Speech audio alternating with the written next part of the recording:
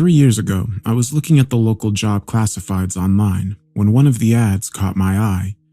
Not because of what it said, but because it said so little.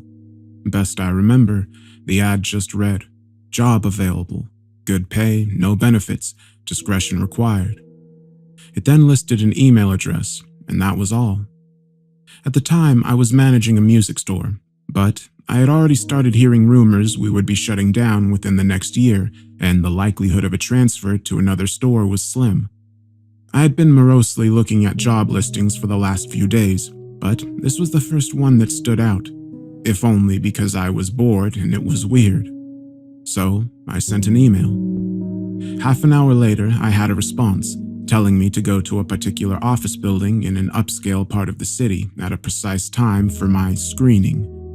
I went, and after waiting for a few minutes in the lobby, I was taken into an office where I was given a series of forms and questionnaires to fill out. They collected them and told me they would be in touch. I had almost forgotten about the whole thing until a month later I got a call saying I had moved on to the second stage of the hiring process.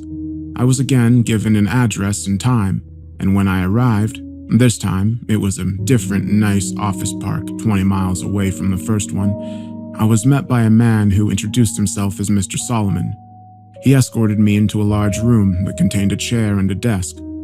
On the desk were 2 large monitors, a keyboard, mouse, and a bolted-down metal box with 2 oversized buttons on it, one red and one green. He told me this room was a model for the place I would be working if I got the job. He described the job as follows. I would be working 7 shifts of 6 hours every week. My job would be simple. I would arrive at work 10 minutes early and enter an outer area that was like a locker room. I would have my own personal locker. I would store all my belongings in the locker and change into the provided work clothes. I was never, under any circumstances, to carry any item of my own into the surveillance room. I was never, under any circumstances, to take any item with me from the surveillance room. As for what I was to do in the surveillance room, I was told that the monitor on the left would constantly show a live stream from a high-definition camera in a remote location. My job was simply to watch the camera. Once an hour, I would get onto the computer attached to the right monitor and enter a brief log describing anything interesting that occurred in the last hour. I would have no pens or pencils or paper, and I should never try to take any kind of written notes about the work. As for the red and green buttons, the red button was only to be used if there was an emergency. This meant something on the video or in my workplace that required outside help.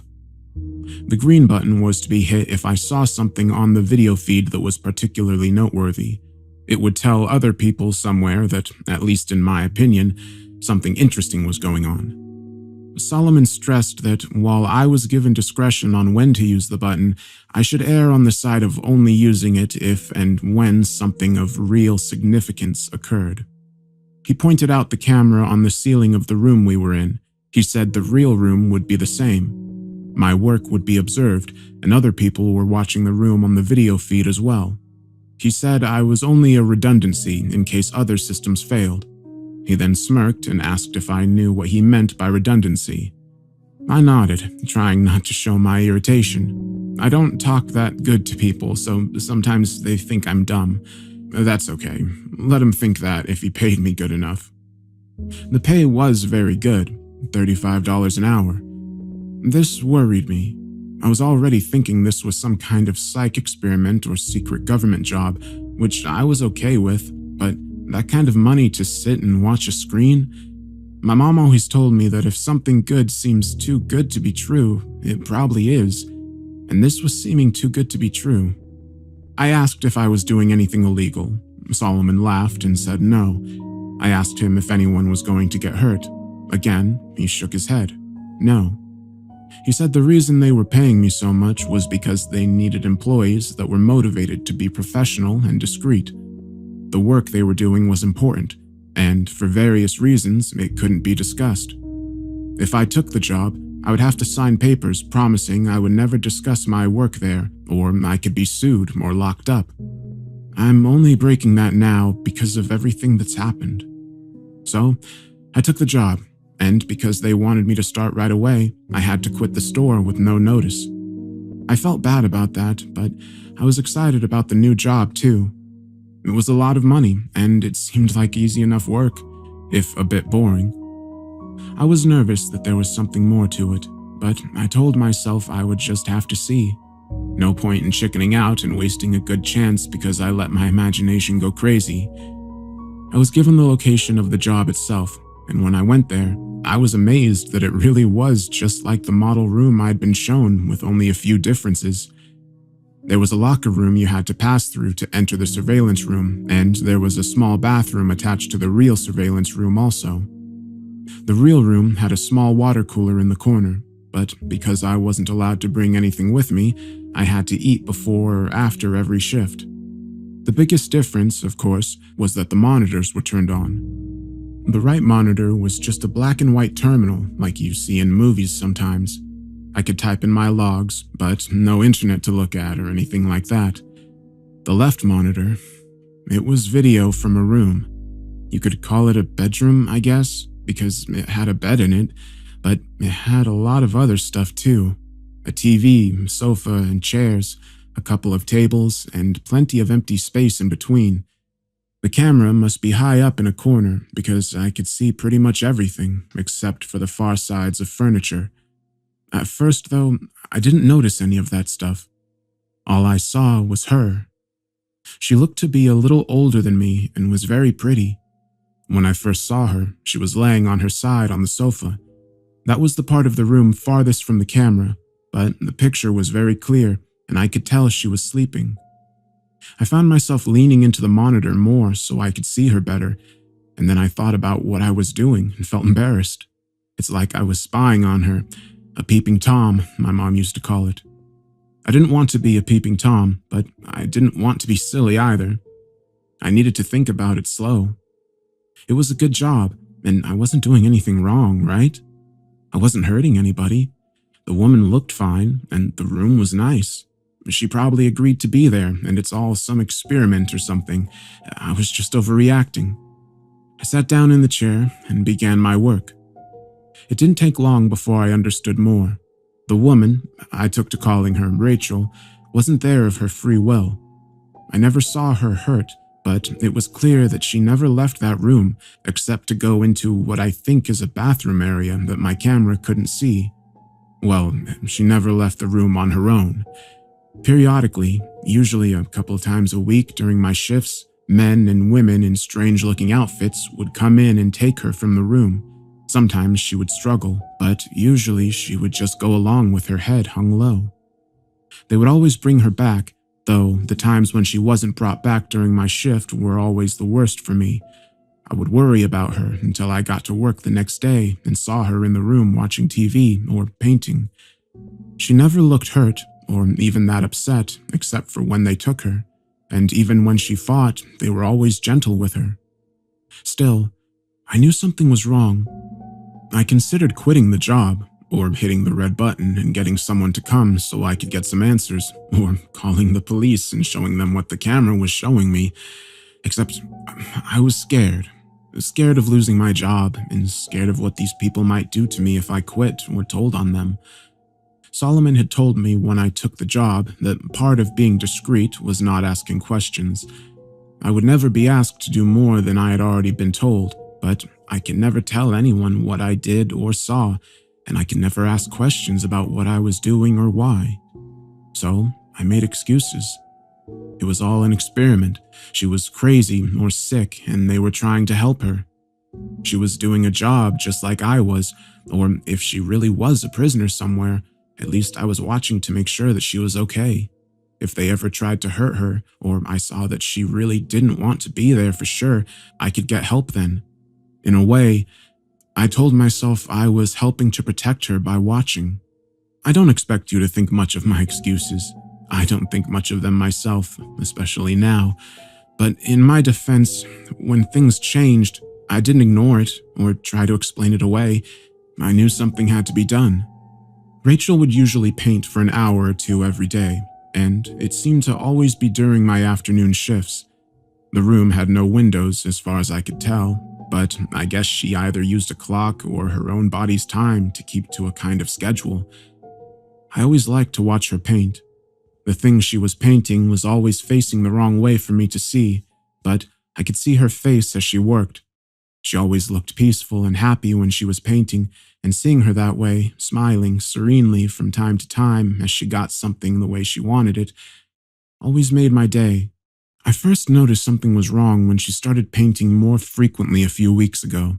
Her expression was more focused and serious, and there was a tension to her movements that I wasn't used to seeing.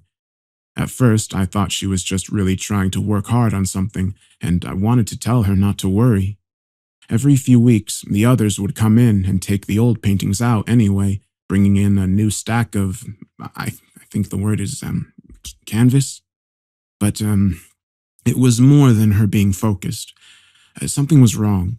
She didn't look happy, and she was going for hours at a time. In the span of 3 days, she had finished 4 paintings. I had been growing more and more worried watching her work, and when she finished the 4th, I found myself telling her to just stop and rest a while. I had grown accustomed to talking to the monitor, talking to her in my own way, but she didn't stop. Instead, she began moving the paintings, arranging them on the back and seat of the long sofa at the far end of the room. This was the first time I'd gotten to see any of the paintings. Even when the others were taking them out, they always seemed to be turned away from the camera. I was still worried about her, but I was also happy to finally see something she had worked on. Happy and amazed. They were beautiful. One was a beautiful green forest. Another was an old stone wall. A third was a house sitting alone on a small island. The last was an old-fashioned looking movie theater. All of them looked like something out of a dream, with trailing lines of color mixing in the air around them like leaves caught in the wind. It was only when I looked close that I realized the lines of color weren't random. They were words, easy to miss if you weren't looking close, and by themselves, they didn't seem to mean much. Just the ghost of a word somewhere in each of the paintings, easy to lose in anything else that was being shown. I leaned into the monitor and squinted, trying to read the words. Then, my heart started thudding as I made them out. Blinking and rubbing my eyes, I looked again, reading them out loud in order, left to right, top pair, then bottom. Please, help me, Thomas. I pushed back from the monitor, my hand over my mouth. I didn't know what to do. I didn't know how any of this could be happening. It wasn't just that she was asking for help, though that was a big part of it. It was that my name is Thomas. I thought about the camera above me and took my hand away from my face. I rolled back to the desk and sat there, trying to stop from shaking, trying to make myself take a breath, think about it slow. The first thing was, should I hit a button? The red button was for an emergency. If she was a prisoner or something and she was trying to escape, they might think that was an emergency, but no one had been hurt that I knew of, and I think Mr. Solomon meant save that for something that was like a police or ambulance emergency, not something like this. But what about the green button? That was definitely something noteworthy. Not only that she was asking for help, but that she was asking me for help. I made myself stop for a moment. I couldn't know for sure she was asking me. I'd gone to school with several boys named Thomas. It was a common name, but the chances of her painting that name when I was working there? I didn't want to be silly, but I wasn't trying to be too… what's the word? Mom used to say it when she read her angel books. Skeptics? I didn't want to be a skeptic either. I had to believe it was probably meant for me, and that was something they would want to know. But should I hit the green button? My hands were drifting toward the metal box on the desk, but I hesitated. I didn't like breaking rules, and I was scared of what would happen if I broke these. If they really were holding her prisoner, then they were probably very bad people, but I didn't know that. Maybe they were good and she was bad, but I looked back at the monitor for the first time since reading the words.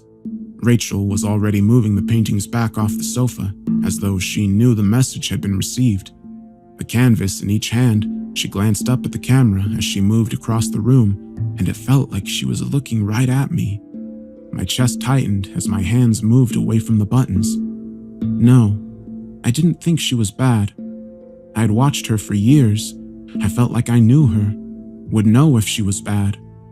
Strange as it seemed, in a way, she was my friend, and I was going to help her. The only people I had actually met connected to this job were a couple of people when I filled out the papers, and then Mr. Solomon when he showed me the model room and told me the job. I had no way of contacting any of them except through the buttons. My checks were deposited electronically, and I had never run into anyone else who worked at the surveillance room. That thought made me stop a second. I'd always thought it was weird that I never ran into someone when I was coming or going. The person I was taking over for, or the person who was taking over for me. I'd always figured there must be other people, other surveillance rooms even, and they just scheduled us so we didn't run into each other, and I still thought there were others. Part of why I thought that was because it seemed like I wasn't the only person who used my surveillance room. The water cooler, the toilet paper, the soap, they all seemed to go down faster than I think I was using it by myself. If that was true, maybe I could figure out who they were, and maybe they would be safer to talk to than whoever it was I worked for. I got off work at 8 that night, and instead of grabbing some food and going home, I drove my car around the block and then parked down the street from the building where I worked. Nothing had changed while I drove around for a minute. No new cars had parked or anything, and if I was right, they didn't send anyone to replace me until they were sure I was gone anyhow. So I sat and waited. I was tired, and the street was pretty empty and boring, but I was too excited and scared to fall asleep. Every time a car passed or someone walked down the sidewalk, I tensed. I kept imagining a SUV or van pulling up behind me, men getting out and pulling me from my car, taking me somewhere like where they had Rachel to kill or torture me. Half a dozen times I almost cranked up and drove away, but every time I would think of her alone in that room. She had no one but me to help her, and I had to try. 2 hours later, a fat, balding man parked and started heading for the building. As soon as I saw he was able to unlock the door and enter, I opened my car to go and talk with him. Then I stopped. I needed to be smart. I didn't know where they were, but I was sure there were hidden cameras in the locker room and outside the building. If I go running in there and confront the guy, they'll know for sure that I'm up to something. Sighing in frustration, I shut the door and waited until his shift was over. I considered tailing him like in the movies, but I was scared I would just lose him or he would call someone for help. So I waited until he was walking back to his car after a 6-hour shift, hopefully far enough away that the cameras wouldn't see. And then I met the man I came to know as Charles Jeffries. Hey man, can I talk to you for a minute? His back was to me, and he just waved his hand absently without looking up. Sorry, I don't have any money. Have a good... He froze as he glanced back at me while talking. Oh God, no, you need to get out of here, kid. We aren't allowed to talk. I could tell he was scared, but I couldn't risk letting him go yet, not after all this. I stepped up and pushed the door back shut as he was trying to get into his car. So you know who I am? I tried not to sound mean, but I could hear how mad I was in my voice. He yanked at the door again, but I was still holding it, and I was stronger than he was. After a second, weaker tug, he turned around, his face strained and tired looking. Yeah, I know who you are. You work here just like me. I'm telling you, we aren't supposed to be talking. We aren't supposed to meet, ever. I frowned. Mr. Solomon never told me that. He never said it was one of the rules. The man shook his head. Mr. Solomon, yeah, well, there are plenty of rules they don't tell you. I bet they didn't tell you what you were going to be watching before you started, did they? When I just lowered my eyes, he went on. Yeah, me either. I've been at this job for 10 years. I've seen other people come and go, usually because they broke one of the rules they never mentioned. The only reason I'm still here is because I keep my head down and my mouth shut. He wagged a finger at me. You should do the same, if it's not already too late. I felt my stomach curling into a cold knot. Too late? The man rubbed his face. Kid, do you think they don't know we're talking? Do you think anything happens that they don't know about? He looked back toward the building, a look of sadness and fear in his eyes. Hell, for all I know, you've already killed us both. Shaking his head, he pushed me back and started opening the door. Either way, I'm done risking it. You need to stop asking questions and just do your job. It's a lot healthier. With that, he got into his car and shut the door. I didn't try to stop him this time, even though I had already been worried about what he was telling me. Hearing it confirmed was paralyzing. What exactly was my plan? He probably didn't know any more than I did, and even if he did, what could I do with anything he told me? I walked back to my car with a heavy heart. I was still afraid, but more than that, I was sad and ashamed. I wanted to help Rachel, but I wasn't sure how. I wasn't giving up, but as I drove back to my apartment, I couldn't think of what I should do next. This wasn't a movie, I wasn't a hero, and the only ideas I had left were to either go to the police, who might be controlled by whoever I worked for, or try to get proof of her being held prisoner myself. As I parked my car and walked into my apartment building, I made a decision. Unless I thought of something overnight, I would do both ideas. Tomorrow, I would break the rule about carrying anything in. I'd use my phone to record a video of the surveillance room, of Rachel and how she was trapped somewhere, and of me telling everything else I knew. I would email it to every newspaper, website, and internet channel I could think of. I'd then go to the police and give them a copy too, if I could make it that long without getting caught. Maybe if I did all that, even if they got me, someone would help Rachel. I was filled with worry and dread at the idea of being hurt or killed. A part of me kept saying I should just do as I was told and hope that it all went away. But I couldn't live with myself if I did that. Even if I messed up, I felt like I had to try. I was so preoccupied that I didn't hear the person coming up behind me as I unlocked my apartment door. Thomas? I turned around and felt my legs weaken as I stumbled back against my door. I had to be dreaming or crazy. I grabbed the doorknob for support as I looked at the woman in front of me. It couldn't be her, but somehow it was. Rachel? She hesitated a moment before breaking into a smile. Is that what you call me? I like it. My name is actually Melanie, though. I felt my face reddening. Of course, her name wasn't actually Rachel. That was just something I made up in my head. Still, my embarrassment couldn't keep up with my confusion and joy. Is it really you? She nodded. Yeah, it's me. Rachel, Melanie, grunted as I stepped forward and started hugging her. Laughing, she hugged me back for a moment, but then she whispered in my ear. Thomas, we need to talk. And not out here. Can we go inside? I broke away and nodded, wiping at my eyes as I tried to finish unlocking the door with a shaking hand. My heart was pounding, and I still felt like I was in a strange and wonderful dream. But when we had gotten inside and sat down on my living room sofa, I forced myself to focus on the biggest question I had. How? Melanie had still been smiling as we sat down, but now she looked worried and sad. Thomas, that's what I'm here to tell you. Things aren't like you think they are. They never have been. I frowned, a new line of fear cutting through my happy haze. What do you mean? She held the bridge of her nose for a moment, looking down like she was trying to figure out how to say whatever it was she had to say. Thomas, you're part of a psychological experiment. I've been a part of it for longer than you have as one of the actors, and I still don't know all the details. I'm pretty sure it's run by some government agency, and I know they're investing a lot of money and time into it. But for what reasons? That I'm not so sure. I realized I was wringing my hands. No, that wasn't right. It couldn't be right. This was some kind of trick. Melanie went on. What I do know is that you're being watched as a long-term subject. They have constructed this whole scenario where you do a secret job watching someone, me, who looks like they might be trapped. They give you instructions and a way of making choices. You've got buttons or something you can choose between, right? I nodded weakly, my tongue thick in my throat. Yeah, a red one and a green one. She sighed and nodded. I think they're testing how much you'll obey, what choices you'll make based off your morals, your intelligence, and your fear. It's interesting, or at least I thought so when I first joined up 6 years ago. They've never officially given me many details, just the overall gist, but people talk. The other actors and me, sometimes we hear things and we gossip.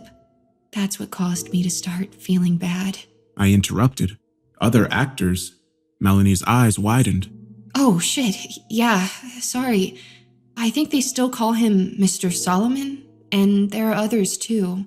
When I just stared at her, she went on. Anyway, for a long time, it was just the normal job, right? I spend 6 hours a day acting like I'm this trapped girl, mainly faking painting or watching TV, you know? Boring stuff. I couldn't help but interrupt again, hating the hurt trembling in my voice. You fake the painting? You aren't really painting those wonderful pictures? Now Melanie looked embarrassed. No, sorry, I can't paint a bit. I'm a pretty good singer, though. She tried to smile, but faltered.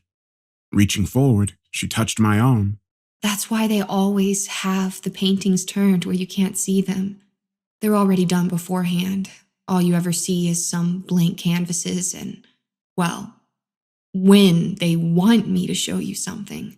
Her expression darkened as she went on. That's why I had to break the rules and contact you. When they started doing this hidden message mind game bullshit, I got worried.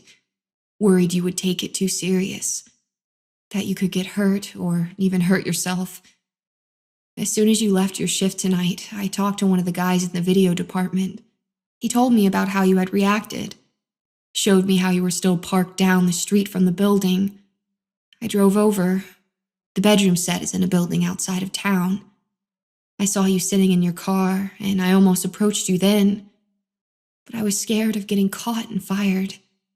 So I parked and waited until I could follow you somewhere else and let you know I was okay. She blinked back tears. I am ashamed to say I almost left a couple of times. I don't want to lose this job, and I tried to tell myself you would be okay after a day or two. I could get them to change the script enough that you felt like I was okay and wouldn't worry too much. I felt an angry heat growing in my chest. Well, that's nice of you. She looked up, her eyes red. I know. I'm a shit. I'm so sorry. I was being selfish and cowardly, but I didn't actually leave. And then when I saw Charlie leaving the building, saw you running over to talk to him, I knew they were escalating it even further. Charlie? Melanie rolled her eyes in frustration. Shit, yeah, sorry. Charlie Jeffries, he's another actor. In an earlier version of The Experiment, he actually played Mr. Solomon. But they decided he wasn't scary enough, so now he's usually one of the suits. He's actually done that for your version a lot. You just can't recognize him under all that getup they wear. I was curling and uncurling my hand on my lap. It was all too much. I felt like a pinball going between anger and relief and embarrassment and confusion. So all that stuff he told me, that was all just to scare me? See how I'd react? She nodded as she sniffed and wiped her nose with the back of her hand. Yes, I'm sorry. That's why I knew I couldn't wait any longer to tell you. I could see how worried and scared you were going back to your car. I pulled my arm back from her touch. Well, thanks, I guess. At least you stopped me before I went to the police and looked like a joke in front of them, too. I just wanted her gone, her sympathetic, pitying eyes off of me. Thanks for stopping by and letting me in on it. I tried to make my voice sound hard and unfeeling, but it came out watery instead. Standing up, I turned away from her so she couldn't see as I started to cry.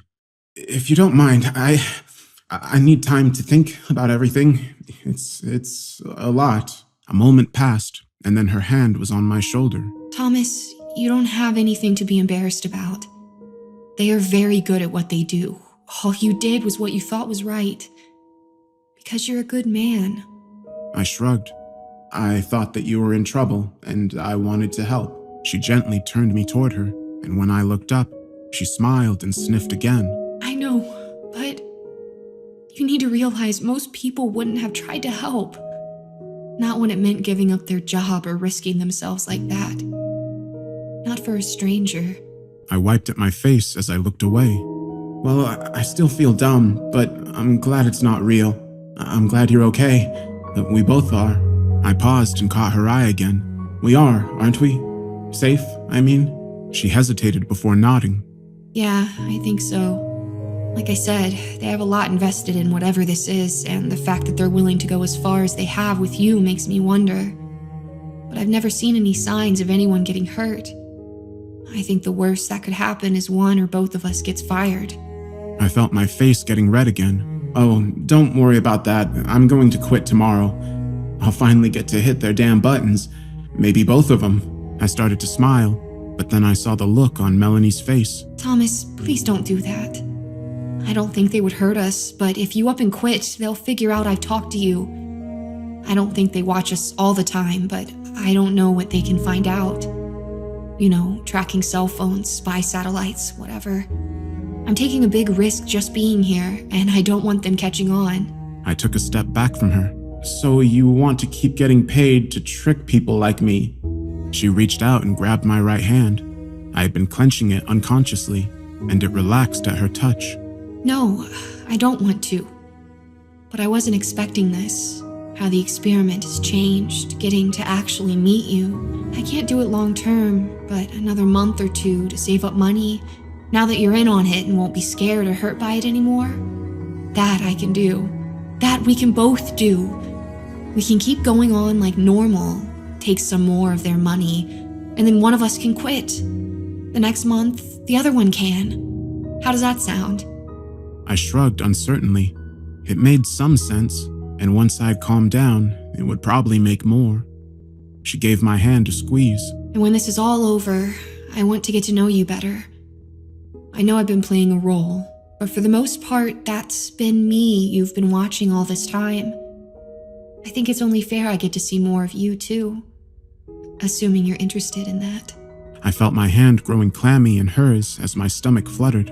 Well, I mean, yeah, I would really like that. Swallowing, I added, how long do we have to wait to see each other again? Melanie grinned at me. Work another month or so, save what you can, and then quit. I'll wait another 2 or 3 weeks, and then I'll do the same. And then... She looked up at the ceiling as she pondered it for a moment, and I was struck again by how beautiful she was, even if she was a little different in person than I had imagined. 3 months from tonight, we'll meet right here. I'll come over and we can start getting to know each other better. How's that sound? Returning her smile, I nodded. That sounds great. When she left a couple of minutes later, part of me hated to see her go, but another part was relieved. I was so exhausted, and while I was so happy she was okay and we had finally met, I felt like the burned up wire in an old light bulb. I needed time alone, time to think and calm down, and most of all, time to rest.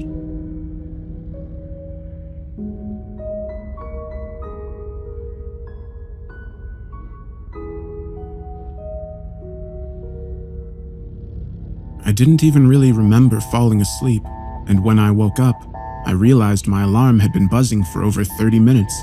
I jumped up and raced to get to my shift at work. As she had been leaving, Melanie had stressed again how we needed to act completely the same. That meant not freaking out, but it also meant not acting like everything was okay either. If I suddenly showed no signs of being worried about her, that would tip them off too. I promised, and she left after a brief hug and kiss.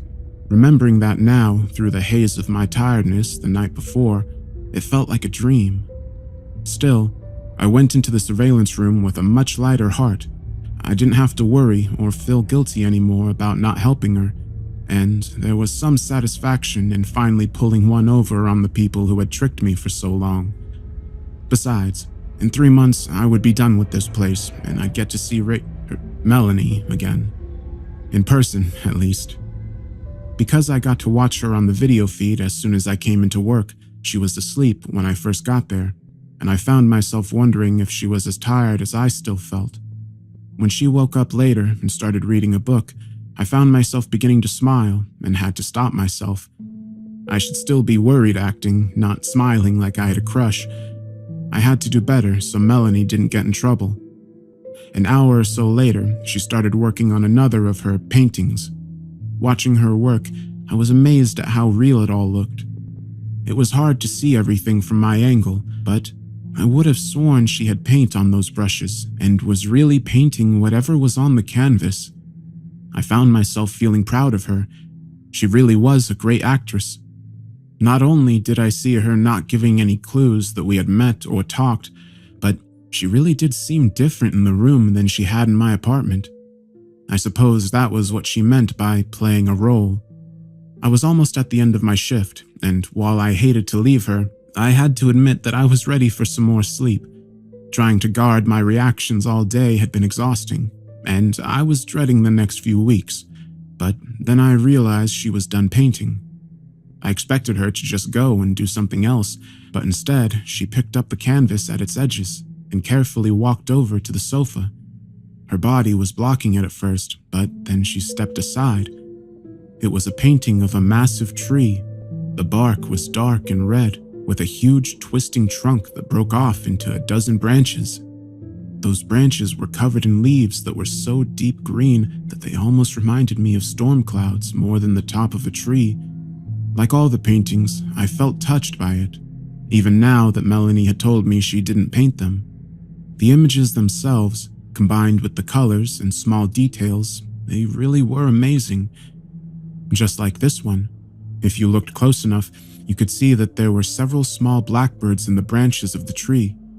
It was funny, but they almost looked like they were... It almost looked like they were made out of words. I felt my heart start to hammer, and I forced myself to stay calm. No point in being silly. I knew it was all a game now, and I just had to play my part a little while longer. Still, the worried me would want to know what the words said, so I might as well try to read them. I squinted, following the birds right to left and top to bottom.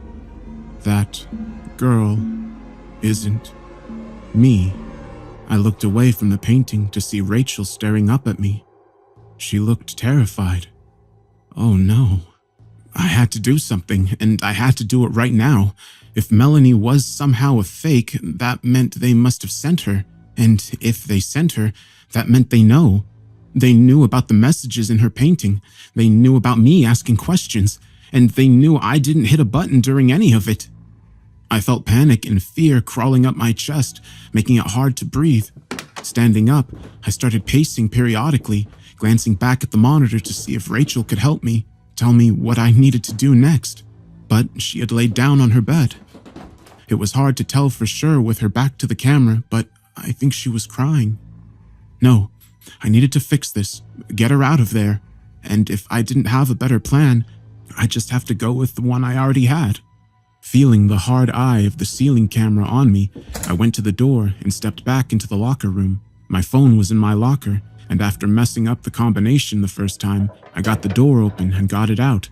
Gripping it tightly, I tried to hold it by my side casually, but I knew there was little point. If they knew everything, I wasn't going to be able to hide anything. I just had to try and be fast, get some kind of message out to people that could help Rachel before they got to me.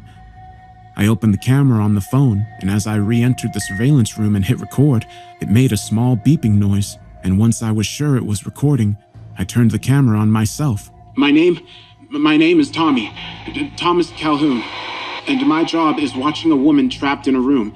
This is not a joke or a movie or whatever. This is real. For 3 years, my job is to sit in this room.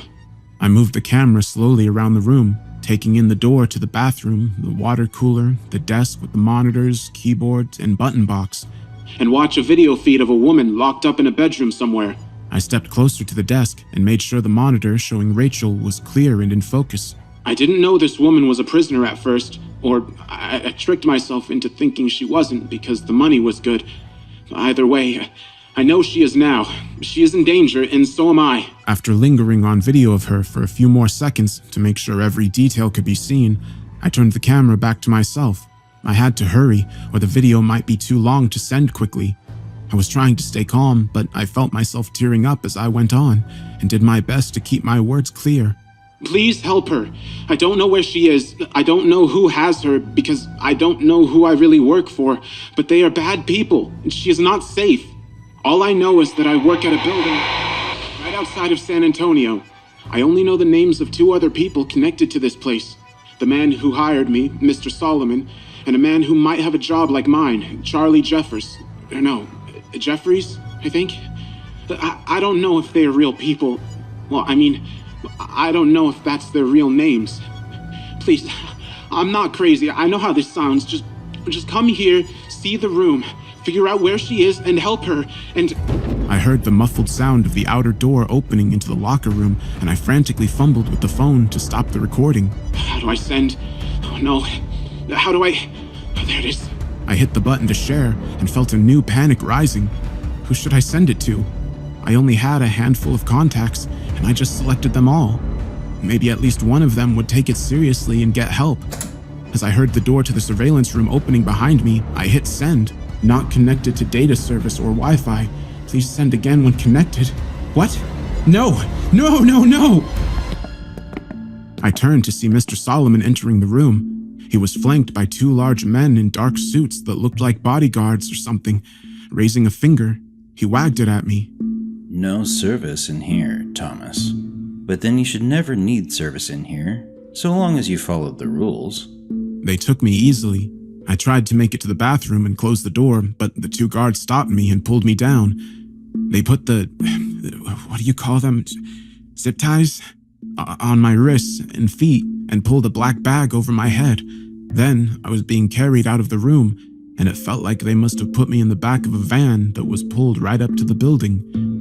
I was laying on what felt like thin, weird-smelling carpet that covered a hard metal layer underneath.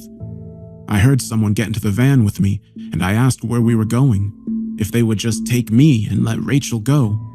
There was a short laugh overhead, and then Mr. Solomon's voice as he told me that he would explain everything when we got to where we were going. For now, he said, I needed to relax. It's a long drive, and I would need the rest. I went to say more, but then felt a sharp pain in my neck. They had stabbed me, or no, they injected me with something. I was feeling so strange now, but I had to stay awake. I had to try and get away. I had to... Hello again, Thomas. I blinked as I began looking around. My mouth was dry and my head hurt, but otherwise I felt okay. I wasn't tied up anymore.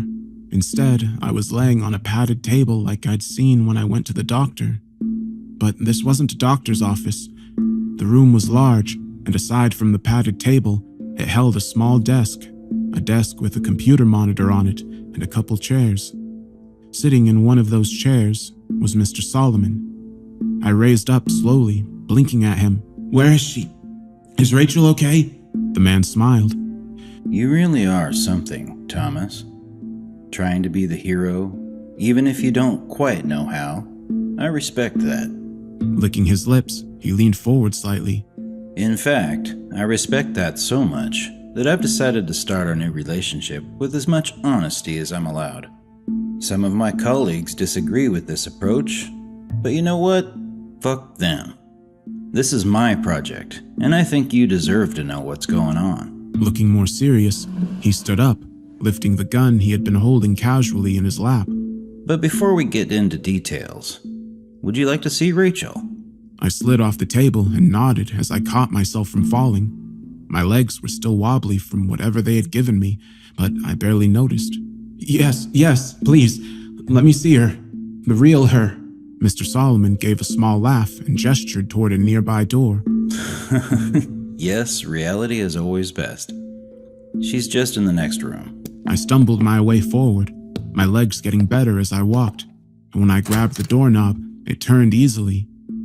I expected the door to lead to her bedroom, but instead, it opened into another room a lot like the one I'd been in, though the stuff in it was different.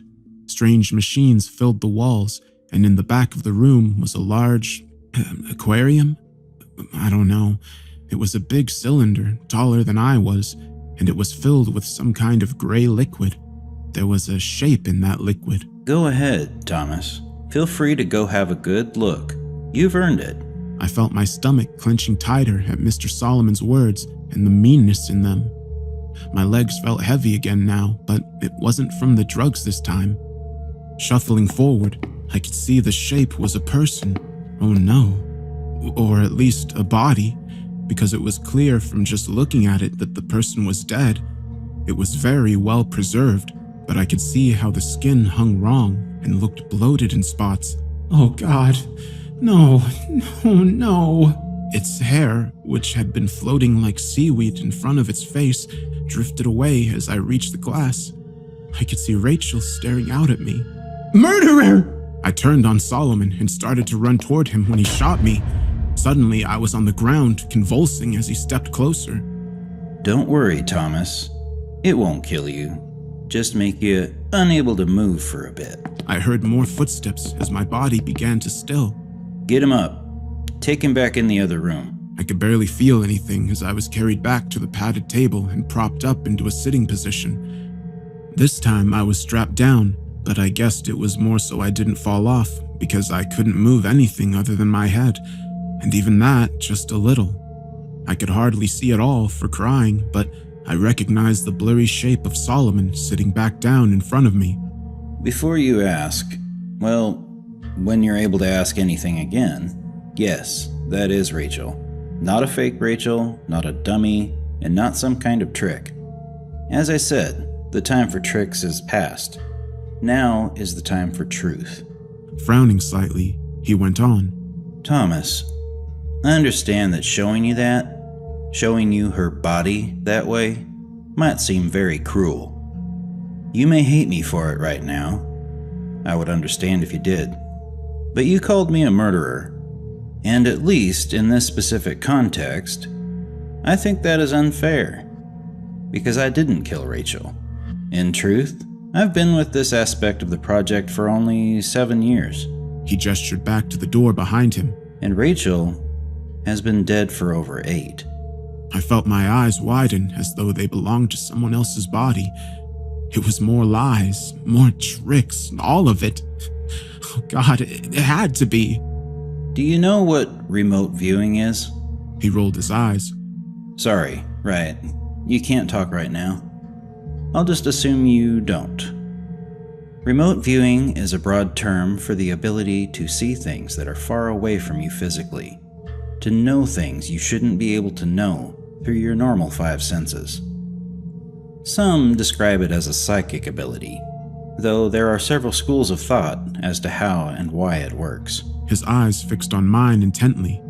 Because it does work, Thomas. Various governments and private organizations have studied it for a very long time.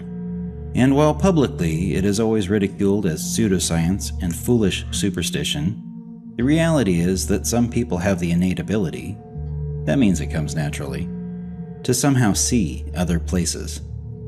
Rachel was one of those people.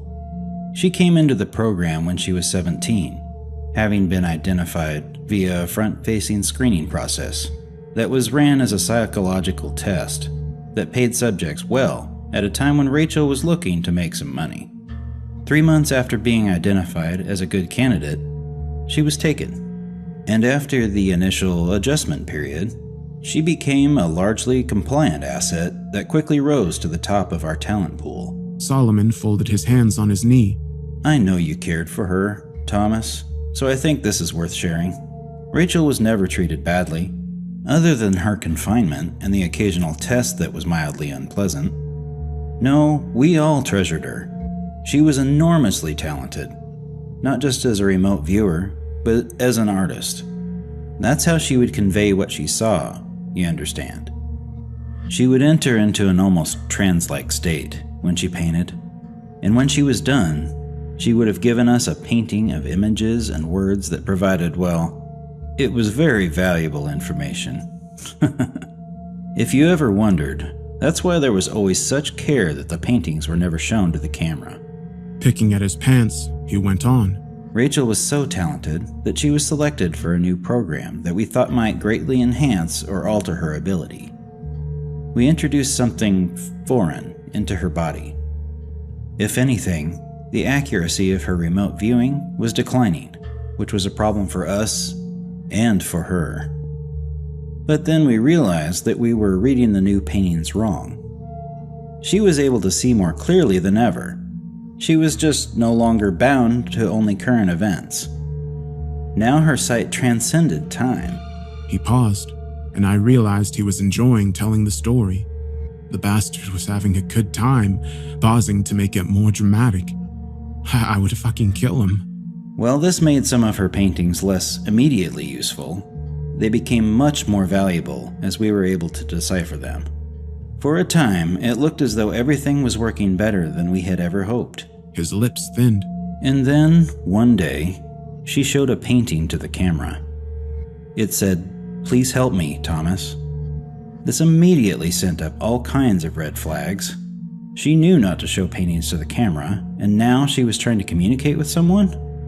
We didn't disrupt her routine, but an intensive investigation began into who she was talking to. Was it one of her handlers? One of the technicians? Someone from her past life? But nothing checked out. Leaning back in his chair, a look of pride grew on Solomon's face as he continued. I was the one that first suggested the idea that she was, intentionally or not, knowingly or not, seeing and talking to someone from the future. I was still an outside consultant at the time, but by that point we had more strange behaviors from her, including the second message painting. That girl isn't me. My theory made some sense, but it very quickly ran into a greater obstacle. The introduction of the foreign material had not been as seamless as we had hoped, despite her having been stable for almost 3 years since it was implanted. Whether it was due to her increasing emotional upset and stress, or simply the passage of time, she suddenly began to deteriorate. Her work became more erratic and hard to understand as her body began to decline. We were monitoring her health closely, but it didn't matter. 5 days after she painted, "That Girl Isn't Me," she suddenly went into cardiac arrest and died. Somewhat inexplicably, we were unable to resuscitate her. This was a great loss, and it required adjustments of my theory. Based on everything we knew, it still made sense that she was talking to someone. Someone with access to the camera feed, and very likely, someone named Thomas.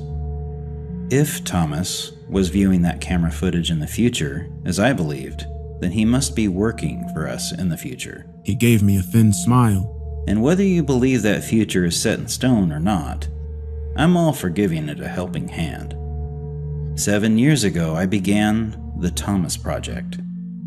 Over the course of that time, I have overseen the screening and hiring of 43 men named Thomas at several different sites, all with one very specific job: to watch the videos of Rachel from just before the implant to the time of her death. I tried to speak, but my mouth still wouldn't work. I wanted to say he was lying, that it was another trick, but I think I wanted to hear it from myself, because I didn't think he was lying. I didn't think it was a trick, and I thought I was starting to understand. The point wasn't really them watching the videos, of course. It was how they reacted to watching the videos. What they did and how that matched up with what Rachel had done in response in the past. 13% quit after the first day. 38% hit either the red or the green button after the first message asking for help and saying their name. 22% attempted to contact the authorities before reaching the stage where Melanie was introduced. He shook his head slightly. I wish I could take credit for her introduction, but it wasn't my suggestion. We assumed from the "that girl isn't me" message that there was a double of Rachel introduced to you at some point. Perhaps to kill you or dissuade you or find out what you knew.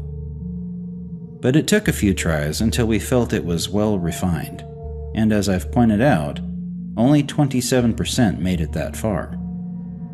And all of them failed the next test. He pointed at me. Her name. You see, the girl you've been watching, that talented, wonderful girl whose body is preserved in the next room, her name was Rachel Donovan.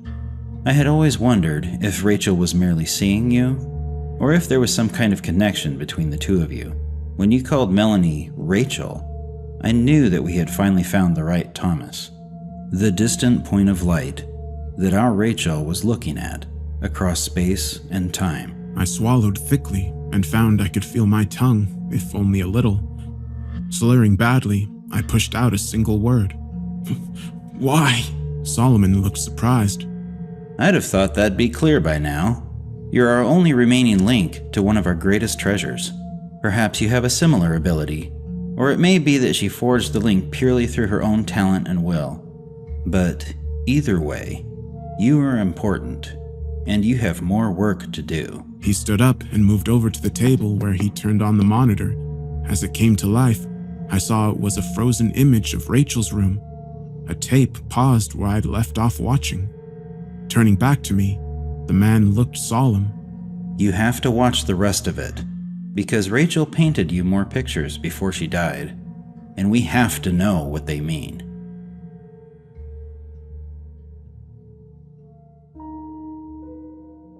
I spent the next 5 days watching Rachel die. From the outside, just watching the monitor, it didn't seem that different than what I had just been watching for the past 3 years. Rachel slept, she watched TV, she read, and she painted. But there were signs if you were looking for them. She seemed tired and tense, and she had taken to sleeping more.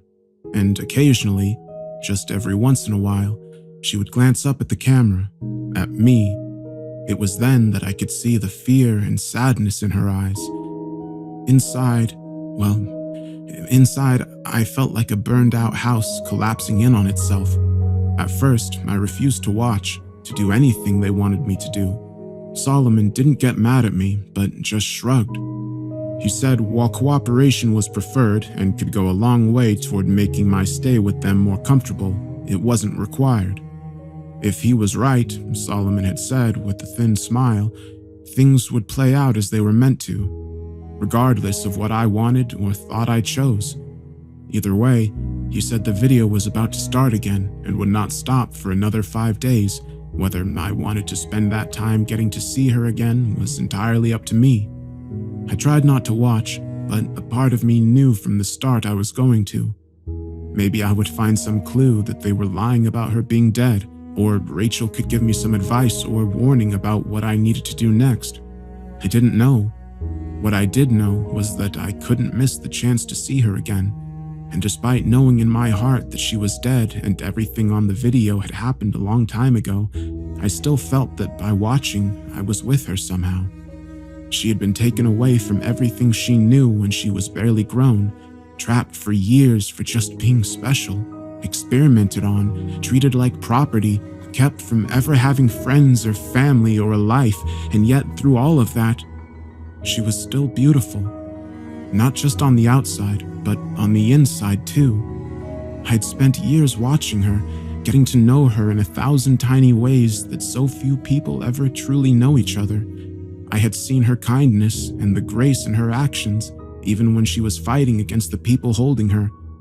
I had watched her strength when she woke up day after day in her prison and never gave up, and I watched the beauty of her soul in her paintings, full of swirling colors and what was the word? Wonder. She was able to paint these things she saw with such care and love, despite living in a world that had abandoned her so completely. Well, I wasn't abandoning her.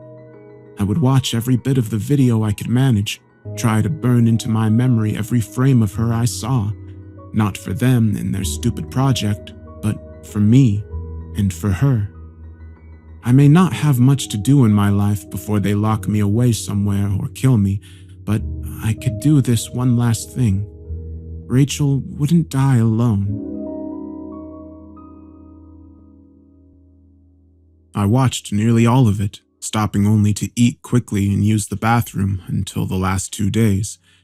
I would ask the guards to pause it, but they would only shake their heads and say Solomon said it had to play normally until it finished. By the 4th day, I was in a stupor. I had already dozed some of the first 3 days, but when I woke up on the 4th day, I could tell a few hours had passed. There were 2 trays of food on the bed, one breakfast and another lunch. I looked back at the screen in a panic, worrying I had missed something, but Rachel seemed to be just waking up too. I noticed her putting her hand on her stomach as she got out of bed and felt my own stomach twist. She was already hurting. Rachel glanced at the camera and tried to smile before moving to set up a new canvas for painting. This was the second of 3 paintings she did in those last days. The first had been on the inside of an old-fashioned movie theater from the viewpoint of someone sitting in a back row. On the movie screen was just the image of a sledgehammer propped against a brick wall. I didn't understand what it meant, and I found myself scanning the picture for some message or other clue. Eventually, I found what it might be, though I didn't understand it either. Rachel must have come to understand that they knew what she was doing with the paintings and didn't want to stop her, because these last 3 she set up much closer to the camera. I was still squinting and studying the painting closely when I realized the flipped-up seats in the next row up had brass number plates along the front edge of the seats. Though they were upside down from the viewpoint of the painting, the angle was good enough that once I noticed them, I was able to read them. 2, 43, 26, 89. I didn't understand any of it, but I committed it all to memory, focusing all my attention on the painting until she finally took it away. Even that early on, I could tell painting was taking a lot out of her now. And like I had for so long, I found myself talking to her, telling her to go rest before I remembered her body in the next room. I almost stopped then, but no. Maybe she couldn't tell if I was talking to her, or maybe she could. Either way, me talking to her couldn't hurt, and it made me feel a little less lonely and sad as I watched her. The second painting, the one she started after I woke up from falling asleep for a few hours, was stranger than the rest. It looked like it was in a room with curved walls made of tree roots, and in the center of the room was a little table made out of the same stuff. Some of the roots around the room were a deep red, but other parts, including the table thing, looked burnt and black. I looked closer and saw that I could see a person's shadow over the table. Hands holding some long, oval-shaped bundle. I studied it for a long time, going over it again and again in my mind after she took it away. I couldn't make sense of it, of any of it. I wasn't smart enough, and I was failing her. Rachel slept for a long time after that painting. Then she got up on the 5th day, her last day, and immediately started working again. This time she was painting faster, and while I saw her wince occasionally, she never lost her look of determination as she slashed lines and colors across the canvas. When she was done, Rachel picked up the painting and turned it toward the camera, giving me a small, tired smile as she was blocked from view. It was looking out from the front porch of a house somewhere. It was out in the country, and the morning view of the yard and the land beyond were wonderful, but closer up, the painting was of 2 hands, holding on to each other tightly. Their interlocked fingers seemed to glow red and orange in the light of the rising sun. I found myself crying as I looked at it. Part of it was because I didn't know what it meant, and I felt a growing sense of desperation at the thought that Rachel's last works might be wasted on me. Part was because I knew it had been 5 days, and I could sense I was close to the end, to her end. But there was something more than all that too. The last painting, even with everything else in my head and my heart pulling me down, gave me hope. I didn't know why, but I started to think that maybe the only message Rachel had for me in that last painting was that somehow, somewhere, everything would be okay. Outside the edge of the painting, I could see motion in the room. People hurriedly coming in with some kind of medical equipment, and then the monitor went black. You've done well, Thomas. Very, very well. For the last 5 days of video, we had charted 1,047 microvariations in Rachel's behavior that we believed might correspond to your behavior, your reactions, and your emotional states while watching the video. Like before, the 2 of you remained in sync, as though you were in the same room. It really is remarkable. I sat, staring at Solomon. I listened to what he said, but I didn't care. I just wanted it over. Whatever this was, I just wanted it over. Clearing his throat, he went on. That's why we've decided to move the implant from Rachel's body to your own. That's one of the many reasons we've preserved her so. The foreign body was still showing signs of life all this time, but just barely, and we were afraid to attempt removal. Our hope is that, given your connection to Rachel, it will accept you, perhaps even thrive in you more than it ever did our girl. I was suddenly on my feet, and it was only the raising of Solomon's gun that stopped me from attacking him. Don't you fucking talk about her like that! Like any of you gave a shit about her! I'll fucking kill you! Solomon's face darkened slightly as his lips thinned. No, you won't. But if idle threats make you feel better, go ahead. It will only make things harder, not easier. Feeling a stab of panicked fear, I sat back down. What is this thing you're going to put in me? The man looked at me for several seconds before responding. I'm tempted not to tell you after your stupid and frankly hurtful outburst. Letting out a small sigh, he went on. Thomas, somewhere there is a tree. A very special tree. We suspect it is the same tree Rachel painted for you that time, though we cannot say for sure, as we have never been able to find it. It is either hidden away very well, or it is able to hide itself from those it wishes. I just looked at him, trying to kill him by just wanting it to be so. In any case, we have the next best thing, an ancient clipping from the tree, secured at great cost and sacrifice, and studied for a long time without much success. We have, however, in recent years, been given advice that this clipping could be grown in the right soil. We thought that soil was Rachel, but while it did develop further inside of her, she died before the necessary growth was finished. Leaning forward, he smiled at me. We have it on fairly good authority, however, that you might succeed where she failed. I fought them when they came, but it didn't matter. I woke up sometime later with a dull ache in my chest and a small, already healing scar on my upper stomach. I didn't really feel that different other than the little bit of pain, but I knew that would change with time. I had more time than Rachel, or maybe I had less. It didn't matter. Wait. What was that? There was some kind of soft voice coming from where? It wasn't in the room. It was in my head. It felt like a thrill of excitement. Maybe this was Rachel's voice. Had she somehow stayed in the tree thing they had put inside me? But no, I had never heard Rachel's voice. But I sensed this wasn't it. This voice was too delicate to really be heard or unheard, and it reminded me of music coming from a distant room that you felt in the back of your mind without realizing it. It was a melody, a kind of song, but it wasn't Rachel's song. I realized with a shiver that it was the song of the thing inside of me.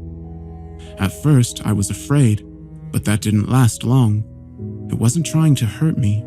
It was trapped here just like I was, but it started to sing. It was time for us to be free. I stood up and walked to the door. As I did so, the lights went out. The door in front of me clicked, and when I reached out and turned the knob in the dark, it opened easily. How was this possible? And if it could do this, why hadn't it helped Rachel get out? There was no answer, but there was also no time. I could already hear boots around the corner as the glow from flashlights began to light up the far end of the hall. They would drag me back in there, chain me up, or take this thing back out of me before we could get away. If I was ever going to get out, it had to be now. The voice was singing again, pushing me to go further into the dark, to run until we were safe. So I listened, and I ran. Every door unlocked for me, every turn kept me barely out of sight. The people looking for me were barking orders over a radio, asking someone what was the holdup on the generator kicking on. Whatever the response, the hallways stayed dark as I drifted through them, blind but not falling, lost but not being found. When I reached the final door, I opened it into a bright afternoon.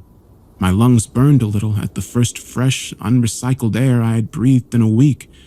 Blinking, I waited for the voice to tell me where to go, but it had fallen silent. I closed the door as panic began to rise in my chest. All this, and I would get caught because I didn't know where to go. I was outside a plain brown building in the middle of nowhere. There was a road going off to the right, and to the left there was Rachel's forest from her first painting to me. I knew it was the same forest immediately, and not just because it was matching the painting so closely. I had some strange sense that felt like a kind of magnetism, or how birds know which way to fly. Looking around for a second, I felt like I was being pulled when I looked again at those woods. This was right. Somehow, I knew this was the way I needed to go. So I went. I had made it to the edge of the forest when I heard the noise of men coming outside the building. I thought about hiding, but I knew that was a bad idea. They would just catch me, and I felt a drive to go deeper into the woods. I plunged ahead, running at close to a reckless speed, but never tripping or stumbling as I went. I would occasionally hear a noise behind me as they spread out to search, but the sounds grew fainter as I ran. I almost thought I had lost them for good when I heard a short cough that was muffled off to my left. Someone had gotten close without me knowing it. Panicking, I looked for any place I could hide. There were only bushes and trees, and over there, a well. Not just a well, but Rachel's well, with the same worn, gray stone walls capped with a weathered wooden lid. I felt a moment of happy recognition, but then it faded away. How did that help? They'd check the well if they found it, and I didn't have any way to get down it without getting hurt or stuck. Then, an idea struck me. Crouching low and staying to the bush, I moved to the well and gingerly pushed on the lid.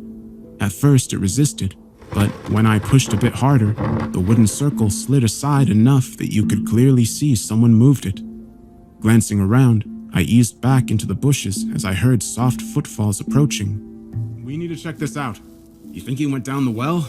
Better hope not. He probably broke his neck if he did, and then it's our asses." I could see the two men approaching, both of them wearing dark body armor and carrying assault rifles. The older of the two shrugged back at the other one. "Better that than he's hiding in there and we didn't check." Looking irritated, the younger man nodded. "I'll look."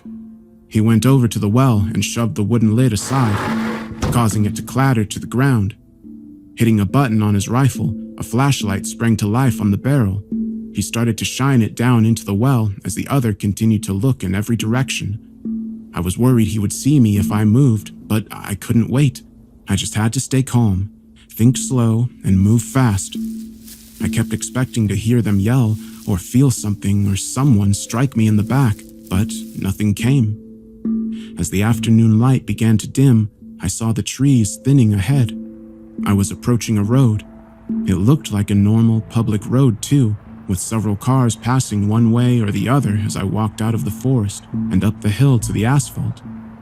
The idea of hitchhiking, especially this close to where they held me, was frightening, but I saw little choice. I was wearing sweatpants and a t-shirt they had given me and my own shoes, but I had no money or ID or phone. My only chance was to get far enough away that I could try and get help. I jumped slightly at the hiss of hydraulic brakes as a large semi rolled to a stop next to me. The passenger window rolled down, and an older man with white hair and a graying mustache leaned over and peered down at me. "You look lost, son. You need a ride?" I looked down at the door of the truck. It had a logo that said, Martinez & Sons Construction and Hauling. Below it was a cartoon man hitting a wall with a sledgehammer. Looking back up, I smiled at him. "Yes, sir, I do." I woke up 5 hours later as we pulled into a truck stop somewhere in Nevada. I had planned on staying awake the entire trip, but that had only lasted a few minutes before exhaustion overtook me. I glanced over at Oliver Martinez, and he gave me a toothy grin. "I'm tired, but you were plumb tuckered out. I've got to fuel up, shower, and get some grub. I'm going on to California after that. If you want to ride further, just be back here in an hour. Sound good?" I nodded and thanked him again for the ride as I got out.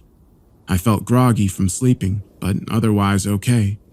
I just needed to decide whether this was a good spot to ask for help or if I should ride with Martinez further. He seemed like a very nice guy, and he would probably try to help if he could, but I wanted to avoid putting more people in danger if I could help it. Looking around, I saw we were in a fairly nice little town. I decided I would go look around for a few minutes and then decide what to do.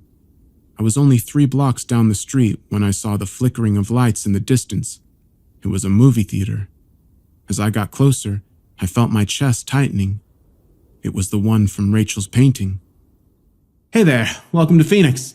The guy standing at the counter bar of the movie theater looked a little younger than me, and while he seemed friendly enough, he also looked slightly concerned. "If you're here for the horror double feature, I'm afraid the second movie is about 30 minutes in. I can give you a half-off rate if you want to see it, though." I shook my head and tried not to look as strange and crazy as I felt. "No, that's okay. I recognized this place from a picture a friend of mine painted, so I came in to ask if you knew anything about her." He raised his eyebrows and shrugged. "Okay, weird." He smiled and added, "Weird, but interesting. Who is she?" I swallowed. "Her name is, it was Rachel Donovan." I expected him to look surprised, or excited, or angry, but I could see right away the name meant nothing to him. Shaking his head, he shrugged again. "Sorry, it doesn't ring a bell. I'd say you could ask the owner, but he's on vacation this week." Nodding, I searched my mind for something else to ask, some way to make this place matter the way her other paintings had. "Is there anything unique about this place then? Its history or something?" The man grinned. "Buddy, you're clearly not from here. This place is super boring. Not just the theater, but the whole town." Frowning in thought, he added, "The only thing I know about the history of this place is that there used to be a house here that burned down. This was like in the 1920s or 30s, when this wasn't even a part of the town. Couldn't tell you the first thing about it beyond that, but I still bet it's the most interesting thing that's ever happened here." I let out a disappointed sigh. "Okay, well, thanks." I turned to leave when the guy called out again. "Hey man, I'm sorry I couldn't help more. If you come back, I'll get you a discount on a movie, half off. If I'm not working, tell them Marshall said it's okay." I waved and tried to smile as I headed for the door with a heavy heart. "Why did you lead me here, Rachel? What's here that will help?" I was outside again, staring up at the theater's bright blinking signs as though they were going to give me some kind of secret signal, when I noticed movement out of the corner of my eye. There was an alley that ran alongside the theater and went behind it to something. Whatever was back there, the light of a distant security lamp cast shadows along the wall of the alley, and those shadows were moving. Instead of feeling afraid, I felt excited as I started down the alley. Rachel had led me here, and I just had to trust that there was a reason for it. I kept moving until The shadows were made by leaves blowing in some wind I couldn't feel.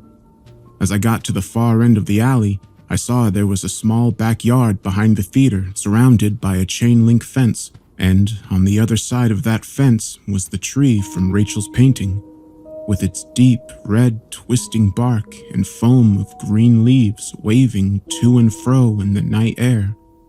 I felt a surge of warmth in my chest as the distant singing began again.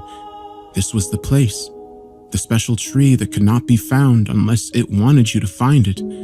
It sat at the edge of a small, overgrown lot surrounded on all sides by buildings and yards, somehow forgotten when whatever land this had once been was divided up, and despite its location, I had a strong sense that I was the first to see it in a very long time.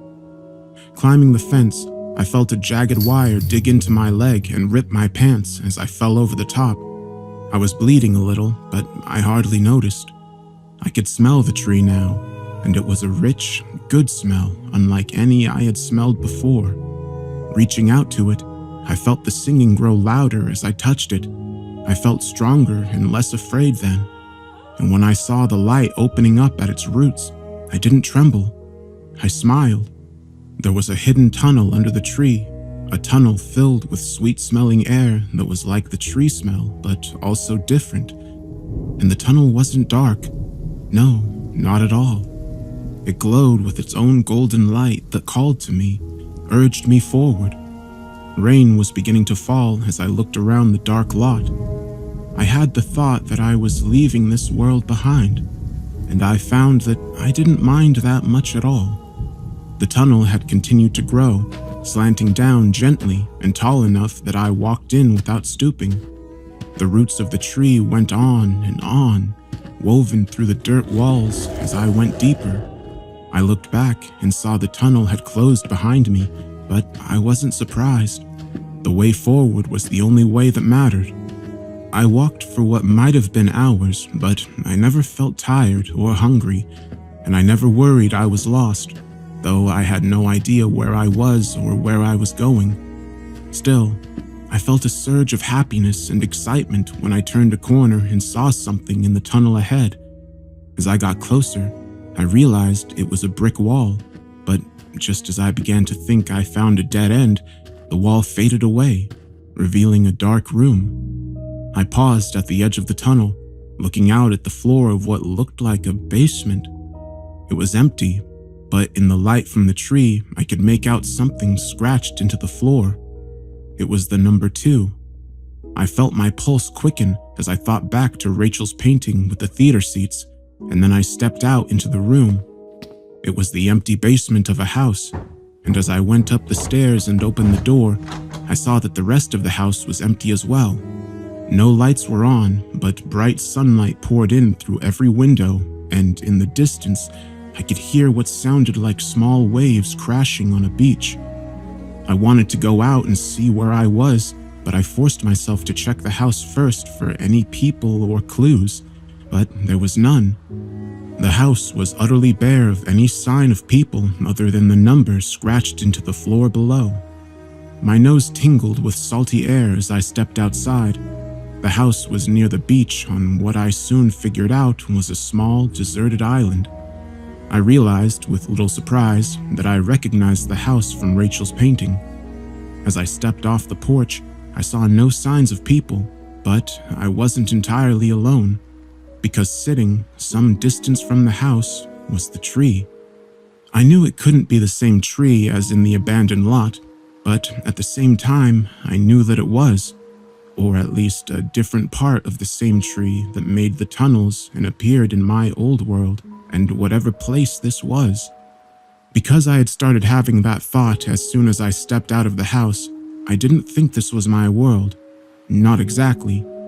I could see a larger island some distance away, and it might have people on it, hotels and cars and planes, or it might not, as those things might not exist here. Either way, my newfound intuition was growing stronger, and I could tell that what was it called? The texture of things was different somehow, if only a little. Not bad or scary, just different. Still, after a couple of hours of exploring the island and checking the house, I began to feel terribly lonely, even with the tree nearby. I decided to go back into the tunnel and keep going. The basement wall faded away as I walked up to it, and I entered the tunnels again. It was only a short time later that I found my second version of the house. Much like the first, the wall faded away into a basement, but this one was far from empty. It was a workshop of some kind, full of tools I wasn't familiar with. I glanced down and saw 43 scratched onto the floor. Who was doing that, and why?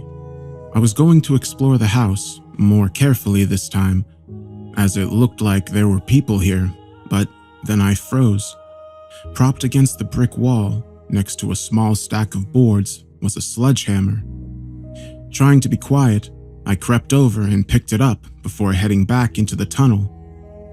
When I was little, before Dad died, he had loved to hunt. I never went with him and didn't remember much of what he hunted, but I do know he had an old hound he'd had since before I was born. The dog had only loved him. Well, him and being on the trail of something. His name was Rockefeller. Got a scent. It was like he was in a trance. He would go and go, this way and that, and to look at him, it looked like he was having a fit, both lost and certain at the same time. But whatever Rocker knew or didn't know, he always found what he was looking for. I felt like Rocker now. I was moving faster and faster as I went down this turn and that. I felt like I was on the trail of something or traveling on memories I didn't have. Gripping the sledgehammer tightly, I could hear the rising hum of the distant music in my head as I turned the last corner, and then it fell silent. There was another brick wall, and as I approached, it fell away. It was another basement room, but this one was much smaller. It contained a table, a clothes chest, and an old metal bed that had been broken apart. At the far brick wall, a woman was using one of the metal legs from the bed to attack the wall and whatever lay behind it. I felt my head began to swim as I looked at her from behind, and as she turned to look at me, eyes wide with surprise and fear, I felt the sledgehammer slip from my grip as I stumbled back against the now solid wall. I could barely breathe at all, but I managed to get out a single word. "Rachel?"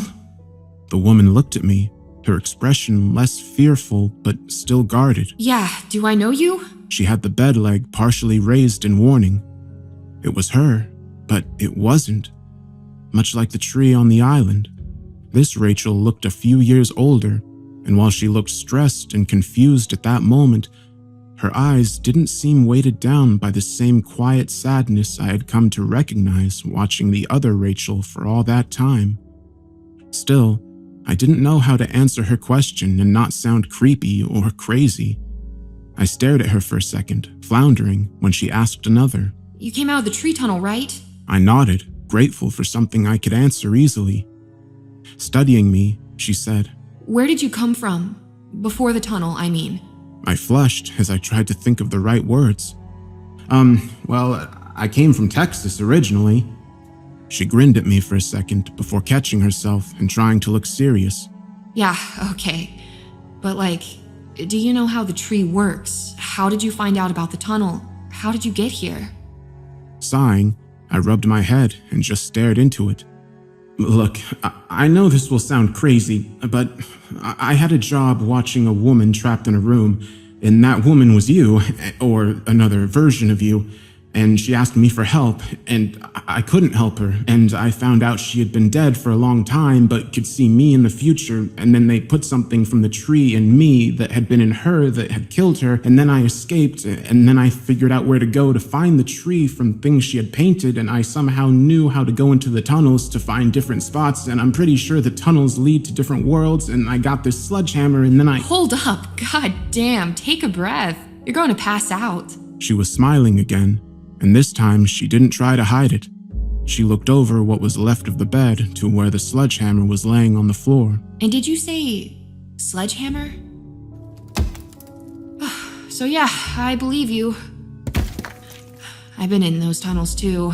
My ex-boyfriend tricked me into moving here so he could tie me to the tree in his place. Well, not tie me to the tree, literally. Take his place as, the tree's buddy or something? I don't really know, but it's all pretty fucked up. And I don't understand all of it. But what I do understand is that the fucker walled me up in here. At first, I thought I could just pry loose some bricks over time, but nope. He put a layer of concrete on the outside this time. Good old Phil, or Justin, or whatever. I mainly think of him as fuckface now. This is taking forever.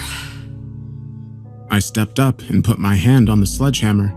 Let me do it for a bit. We can take turns. We had cleared away even more brick than she had already managed, but the concrete wall was only starting to show small cracks. I wanted to just keep looking at her, have her talk to me, but I knew she was tired. She nodded reluctantly and let go of the hammer. Before I swung, I looked back at her. How long have you been in here like this? Rachel scowled. It's hard to say for sure, but I think about 8 months. I let the hammer drop again as my eyes widened. How did you survive all that time? Her scowl deepened. It's the tree. It won't let me die. I just dip into the tunnel every day for a bit, and I never get that hungry or thirsty. A thought occurred to me then. Why didn't you just escape through the tunnels? She quickly shook her head. No, thank you. I've had enough of seeing other worlds. Some of them aren't so nice, and I don't want to be more tied to this tree than I already am. I just want out of here, into my own world, and then I can try and figure out how to get free of my connection to the tree for good. She shrugged. I would have done it eventually with the stupid bed parts, but who knows how long it would have taken. She smiled again. I'm very happy you came to help and brought a sledgehammer with you. Returning her smile, I nodded as I lifted the hammer again. Me too. We were both wringing with sweat when we crawled through the hole we'd made in the outer wall. Rachel told me that she thought her ex-boyfriend was long gone, but she couldn't be sure, so we had to be careful. Grabbing the sledgehammer from inside the room, we made our way towards the stairs. The house was decorated but quiet, and we saw no sign of anyone as we walked to the front door and opened it. Outside, the sun was coming up on a new day, and as we walked out onto the porch, I jumped a little as Rachel took my hand and gave it a squeeze. I looked over at her. I hadn't been able to help the other Rachel, but maybe that had never been the point at all. Because I thought now she had been able to see more than just other places or the future. She'd been able to see into other worlds and possibilities, like this one, where another version of her was trapped and needed help. A place where I wouldn't be hunted and she could be free. In the end, even when she knew she was dying, Rachel had been determined to help us be together and happy. The morning sun painted beautiful colors on Rachel's face, and looking into her eyes, I saw how much she was like the woman I had watched and cared about and tried to save. The woman who, in the end, had saved me instead. I wanted to tell Rachel so many things, ask her so many questions, but all that could come later. Squeezing her hand back, I walked with her away from the house. For now, this was enough.